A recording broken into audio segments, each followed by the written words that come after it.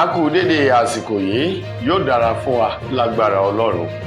Ìròyìn fẹ́lifẹ́li náà ló dé sí ojú ìwòran yín láti lè ṣẹ́ wa ìròyìn fẹ́lifẹ́li online TV. Fúnmi Adénúgà ló níròyìn. Síwájú kẹ́ ẹ tó gbọ́ ìròyìn ọ̀hún lẹ́kùnrẹ́rẹ́, ẹ jẹ́ ká dé òkè lọ́hùn náà, à ń padà bọ̀ wá.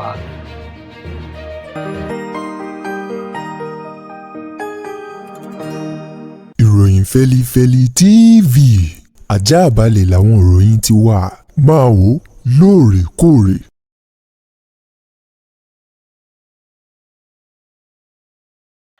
Ẹ káàbọ̀ padà, ìròyìn rèé lẹ́kùnrẹ́rẹ́. Ààrẹ ilẹ̀ wa Nàìjíríà Bọ́lá Ahmed Tinubu ló ti ṣe ìpàdé pọ̀ pẹ̀lú àwọn ọmọ òye èyí tínú ń bí lórí wípé wọ́n ní kí wọ́n fi ọwọ́ agbára sílẹ̀ láti díje dupò gómìnà fún ọ̀kan láàrin wọn nínú ẹgbẹ́ òṣèlú APC ní ìpínlẹ̀ Ọ̀ṣun nínú ètò ìbò abẹ́lé ti ẹgbẹ́ òṣèlú náà tí ó wáyé ní ọjọ́ 13 oṣù kejìlá ọdún tá a wà nínú rẹ̀ yìí. Àwọn ọmọ oyè ọ̀hún tí oníkálukú wọn tí wọ́n nawọ́ ìfẹ́ sókè láti díje dupò gómìnà, èyí tó jẹ́ wípé ètò ìbò abẹ́lé ti ẹgbẹ́ òṣèlú náà tá a mọ̀ sí APC primary election, òun ni ó tọ́ka ẹni tó bá wẹ̀ tó yán kànkàn tó perégedé tó fi gbọ̀ràn jẹ́gà, òun ni ó jáde lẹ́yìn tí wọ́n bá ṣe ètò ìbò abẹ́lé náà. Òun ni ó bọ́ síta gbangba láti ta kàngbọ̀n pẹ̀lú àwọn akẹgbẹ́ rẹ̀ láti inú ẹgbẹ́ òṣèlú yòókù. Àwọn ọmọ oyè ọ̀hún tí wọ́n ní kí wọ́n fi ọwọ́ agbára sílẹ̀ fún ọ̀kan láàrin wọn yàtọ̀ sí Iyìọ́lá Omíṣore, èyí tó kọ̀ láti yọjú síbi ìpàdé ọ̀hún tí ààrẹ Bọ́lá Tinubu ṣe pẹ̀lú wọn nílùú Àbújá lọ́jọ́ Ajé ọ̀sẹ̀ tí a wà nínú rẹ̀ yìí. Níbẹ̀ ńlá ti rí igbákejì gómìnà tẹ́lẹ̀ rí ní ìpínlẹ̀ Ọ̀ṣun ọ̀gbẹ́ni Benedict Alabi. Bákan náà ńlá rí Dọ̀tun Babayẹmí Akin Ògúnbíyì, sẹ́nẹ́tọ̀ Babájídé Ọmọwọ́ọ̀rárè àti Kúnlé Adégòkè SAN, Babátúndé Ọ̀rálùsì òun náà wà ńbẹ̀ àti Múlíkàt Jímọ̀ tó fi mọ́ Munirudeen Oyèbánjí. Àwọn wọ̀nyí ni àwọn tó wà níbi ìpàdé ọ̀hún tí Tinubu ṣe pẹ̀lú wọn nílùú Àbújá, yàtọ̀ sí sẹ́nẹ́tọ̀ Iyìọ́lá Omíṣore, èyí tó fi apá jánú tó sọ wípé eré ọwọ́ àti eré mọdé òun ni wọ́n ṣe, kù sí ẹni tó lè yọ òun sẹ́yìn láti má lè kópa nínú ètò ìbò abẹ́lé ọ̀hún tí ó wáyé lọ́jọ́ sátidé òpin ọ̀sẹ̀ yìí tí í ṣe ọjọ́ 13 nínú oṣù kejìlá ọdún yìí. Nínú àwọn tó tún wà níbi ìpàdé ọ̀hún níbẹ̀ ńlá ti rí alága fún ẹgbẹ́ òṣèlú APC ní Nàìjíríà ọ̀jọ̀gbọ́n Nentawe Iwada, akọ̀wé àgbà sí ìjọba àpapọ̀ ilẹ̀ wa Nàìjíríà sẹ́nẹ́tọ̀ George Akume àti alákòóso fún ìgbòkègbodò ọ̀rọ̀ ọkọ̀ ojú omi àti ètò ọrọ̀ ajé tó rọ̀gbà yíká Eyín Adégbóyèga Oyètọ́lá.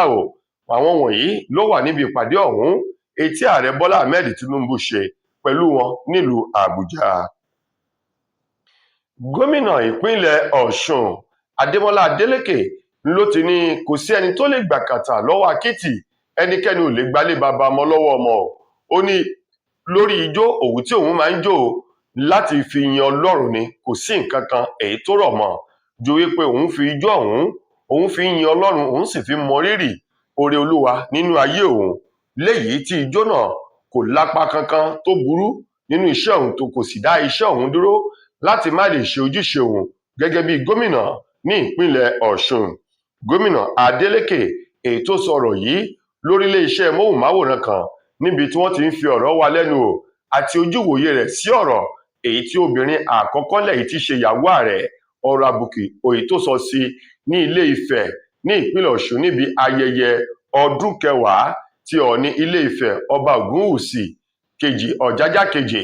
Níbẹ̀ ni Adélékè ti tẹnu bọ̀rọ̀, ó ní ìpàkọ́ ògbọ́sùtì orí ẹlẹ́gàn ló dàrú ó ní bá a bá rẹ́ni tó bá ń bú òun kó máa bú, nítorí pé àwọn kọ́ ló ṣẹ̀dá òun, Ọlọ́run tó sì ṣẹ̀dá òun ó ní ọ̀nà tóun náà ń gbà fún Ọlọ́run ní ọpẹ́ àti ìyìn.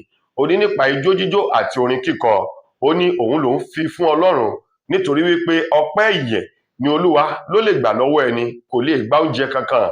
Ó ní bóun ti wá ń jó yìí kò dí iṣẹ́ òun lọ́wọ́ òun gẹ́gẹ́ bí gómìnà, kò sì síbì kankan tó ti gbà mú ìfàsẹ́yìn bá ìpínlẹ̀ Ọ̀ṣun bí kò ṣe wípé ìlọsíwájú ló mú bá ìpínlẹ̀ Ọ̀ṣun. Àwọn ọ̀rọ̀ tó ti ẹnu Adeleke tí í ṣe gómìnà ìpínlẹ̀ Ọ̀ṣun jáde rèé níbi tí wọ́n ti ń fi ọ̀rọ̀ wá lẹ́nu wò.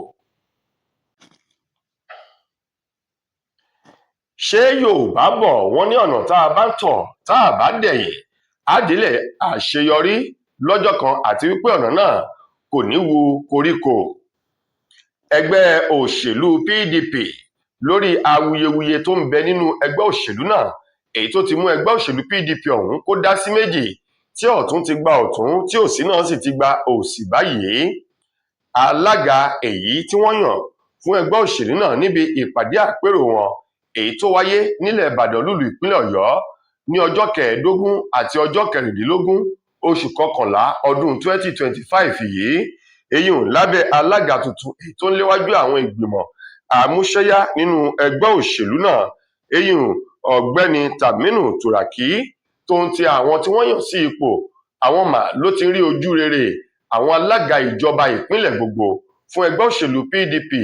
Àwọn alága ìpínlẹ̀ ní ìpínlẹ̀ bíi 36 tá a ní, àwọn 27 27 ló ti nawọ́ ìfẹ́ sókè àtìlẹ́yìn tí wọ́n jẹ́jẹ́ rẹ̀ fún Tùràkì àti àwọn yòókù tí wọ́n di ipò àgbàmú nínú ẹgbẹ́ òṣèlú náà, wípé àwọn yóò jọ máa wa ọkọ̀ ẹgbẹ́ òṣèlú ọ̀hún síwájú sí ni títí tí Ọlọ́run yóò fi mú àwọn délẹ̀ lérí lọ́dún 2027. Àwọn alága láti ìpínlẹ̀ gbogbo tó ń lọ bíi 27 náà ni wọ́n ṣe ìpàdé ńlá kan nínú gbọ̀ngàn Umaru Musa Yar'Adua tó wà nílùú Àbújá nínú ọ̀sẹ̀ yìí, níbi tí kálukú wọn tí wọ́n ti ń sọ wípé àwọn ti ṣetán báyìí láti tẹ̀lé Tùràkì tí í ṣe alága gbogbogbò fún ẹgbẹ́ òṣèlú PDP ní Nàìjíríà. Wọ́n ní àwọn alága ìpínlẹ̀ gbogbo tó ń lọ bíi 27 ni wọ́n tún ṣe ìlérí àti ìjẹ́jẹ́ wípé kí Tùràkì fọkànbalẹ̀ àti àwọn tí wọ́n di ipò àgbàmú nínú ẹgbẹ́ òṣèlú náà.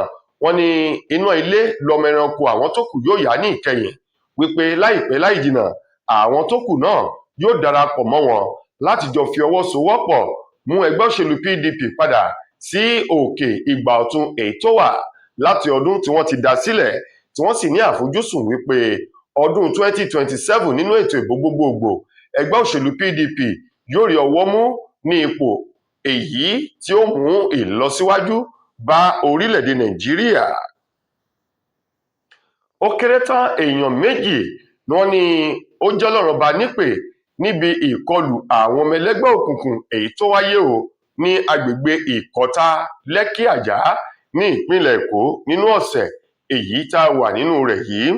Gẹ́gẹ́ bí ìròyìn náà ti jáde, nígbà tí oníròyìn iléeṣẹ́ wa ìròyìn Fẹ́lifẹ́li online TV tó ṣe àbẹ̀wò síbẹ̀, ṣe lálàyé wípé alẹ́ ọjọ́ ìṣẹ́gun òun náà ni ìṣẹ̀lẹ̀ náà ṣẹlẹ̀, níbi tí àwọn ènìyàn ti ń ṣe kátàkárà tí wọn ṣàdédé ní ìbọn bẹ̀rẹ̀ sí ní ró nítorí pọnlápọlá nítorí kẹ̀kẹ̀kẹ̀kẹ̀wù, èyí tí ó mú oníkálukú àwọn olùtajà olùrajà àti àwọn tí wọ́n gbé ní agbègbè náà kí oníkálukú na pápá bora láti sá àsálà fún ẹ̀mí wọn.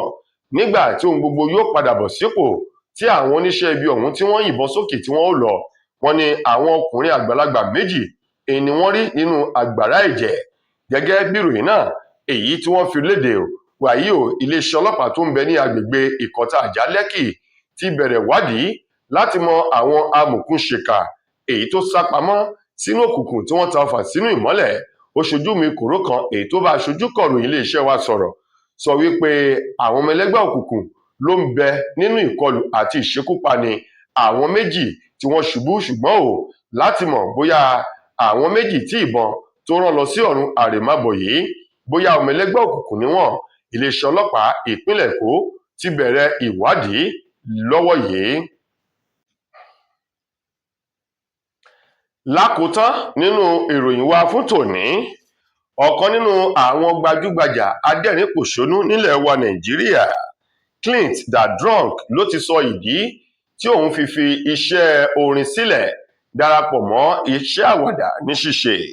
Clint Dadrunk tó sọ ọ̀rọ̀ náà lórí ilé-iṣẹ́ agbóhùnsáfẹ́fẹ́ kan ní ìpínlẹ̀ Èkó lásìkò tí wọ́n fi ọ̀rọ̀ wá lẹ́nu wò ìrìn àjò ayé rẹ̀ lágboolé amúlùúdùn báwo ló ṣe bẹ̀rẹ̀ níbo ló bá dé, ọjọ́ wo gan ni ọjọ́ tó kábàámọ̀ àti ọjọ́ wo gan nínú rẹ̀ dùn jù. Dadrunk tẹnu bọ̀rọ̀, ó ní ìbẹ̀rẹ̀ pẹ̀pẹ̀ iṣẹ́ orin lòun fi bẹ̀rẹ̀ lòun sì fi wọ agboolé amúlùúdùn ní Nàìjíríà.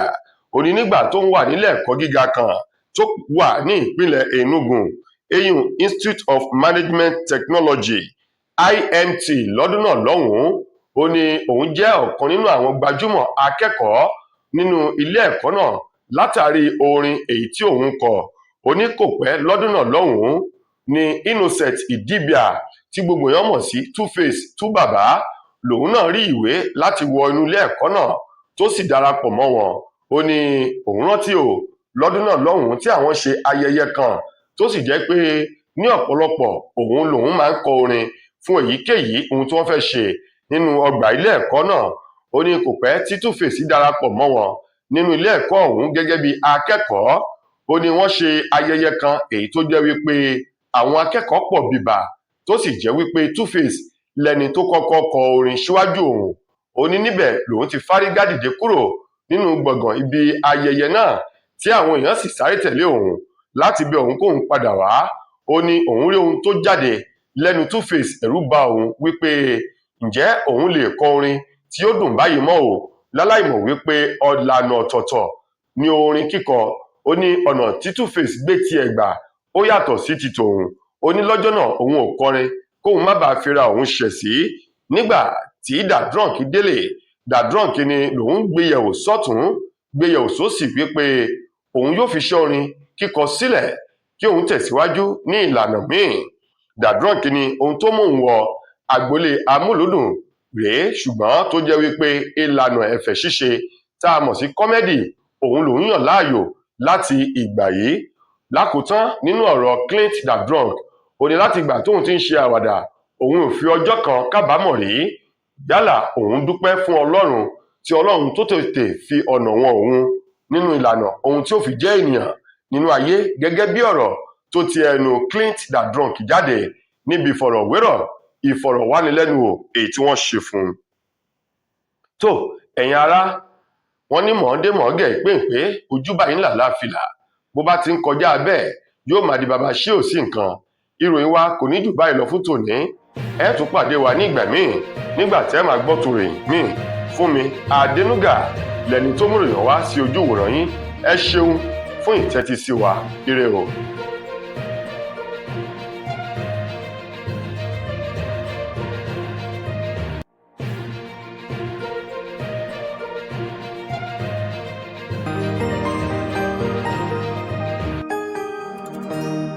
Ìròyìn Fẹ́lifẹ́li TV àjààbálẹ̀ làwọn ìròyìn ti wà, máa wò lóòrèkóòrè.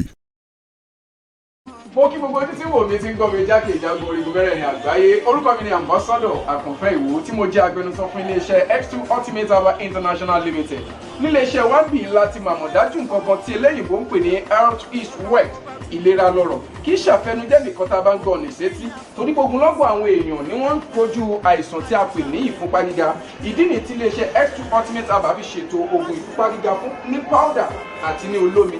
Kò tán síbẹ̀, oògùn ìtọ̀ ṣúgà ó wà ní iléeṣẹ́ X2 Ultimate Herbal International Limited ní powder àti ní olómi. Òun náà lẹ̀ ń wò yìí. Oògùn ọ̀pẹ́ ẹ̀yìn wà tí a ti ṣe lọ́jọ̀ fún ẹni tó bá ń kojú ọ̀pẹ́ ẹ̀yìn torí gẹ́gẹ́ bí ìṣòro. Iléeṣẹ́ wa níbí ní oògùn ẹ̀ tó lè bá wọn tán rẹ̀ lójú ọgbọ́n. Bákan náà, ogunlọ́gọ̀ àwọn èèyàn ni wọ́n jẹ́ oníbìísí tí wọ́n ti rora wọn pín wípé Ọlọ́run ò lè ṣe, ṣùgbọ́n tó jẹ́ pé àìsàn kan sómìíràn ní kọjú ọmọ bíbí wọn. Ó wà ní iléeṣẹ́ X2 Herbal International Limited.